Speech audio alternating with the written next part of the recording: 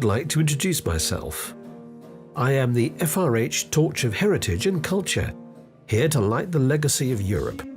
I came into being as a small spark, inspired by the Olympic flame in Athens. I'm now part of the celebrations of the European Year of Cultural Heritage 2018. During the last few months, I've travelled throughout Europe, covered many kilometres, met many inspiring people, and collected many beautiful stories. But why am I doing this? To bring together diverse community groups with different cultures, traditions, and languages. To foster unity while celebrating Europe's diversity. To shape the future by raising awareness of religious heritage.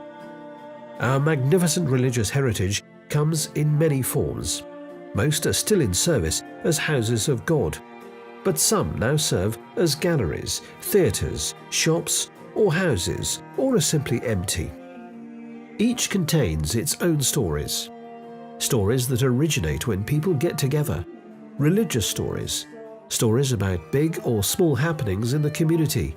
Stories that are passed on again and again. During my trip, I visited many places. I started in the Netherlands, at Leeuwarden, cultural capital of Europe, where FRH's Council Secretary Lilian Grooswagens lit the torch with its first stories. My journey continued along the Main River to Aschaffenburg in Germany, then the Cantabrian Mountains in Potes, Spain, then to the ancient city of Lund in Sweden, then carried by an athlete through the rolling hills of Mont-Devant-Sassey in France. I travelled to the European Cultural Heritage Summit in Berlin, Germany, followed by the Urban Jewish Heritage Conference in Krakow, Poland, and on to Budapest, Hungary, where I was presented at the opening ceremony of the National Heritage Days. I continued my European journey to Bucharest, Romania, for the NCART Congress, onward to Skopje, Macedonia, and finally have arrived in Paris. I have met people from all over Europe, each with their own story.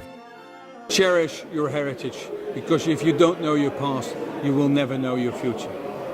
I realized when I had kids of my own, and when they started to ask where they come from, what it means to be Jewish, what it means to be German, I realized how important it is to convey the message of history, to convey the message of where are you from, what are you made of, what is your identity, and what is the DNA the human beings are all made.